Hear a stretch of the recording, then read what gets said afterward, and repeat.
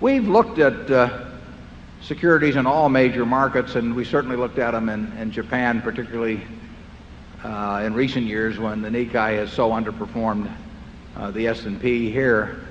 We're quite a bit less enthused about those stocks as being any kind of obvious bargains than the people that you read about in OID. The returns on equity in most areas of Japanese business, returns on equity are very low, and it's extremely difficult to get rich by being the owner of a business that earns a low return on equity. We always look at what a business does in terms of what it earns on capital. We want to be in good businesses. What we really want to be is in businesses that are going to be good businesses and better businesses 10 years from now.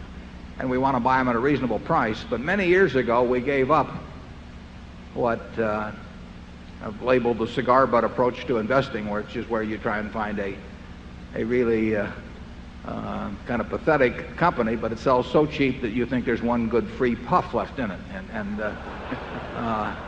We used to pick up a lot of soggy cigar butts, I mean, I had a portfolio full of them.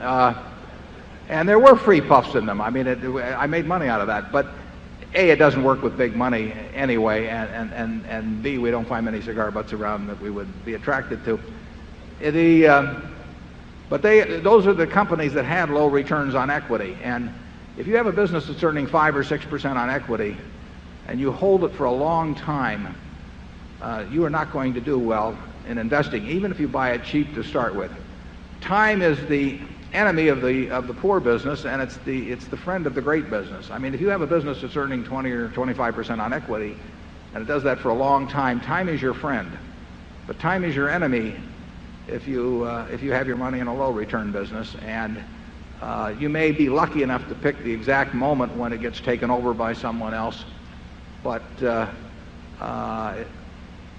we like to think when we buy a stock we're going to own it for a very long time, and therefore we have to stay away from businesses that have low returns on equity. Charlie? Yeah, it's not that much fun to buy a business where you really hope this sucker liquidates before it goes broke.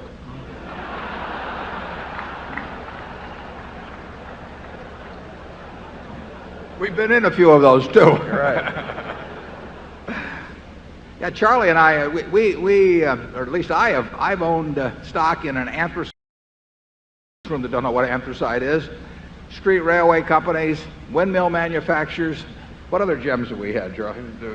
Textiles. Yeah, textiles. Don't even think. Yeah, Berkshire was a mistake, believe it or not. I mean, we went into Berkshire because it was cheap statistically, just as a general investment back in the early 60s. And it was a company that in the previous 10 years had earned less than nothing. I mean, it had a significant net loss over the previous 10 years. It was selling well below working capital, so it was a cigar butt. And we could have done the things we've done subsequently from a neutral base rather than a negative base, and actually it would have worked out better. But it's been a lot of fun. Number 4.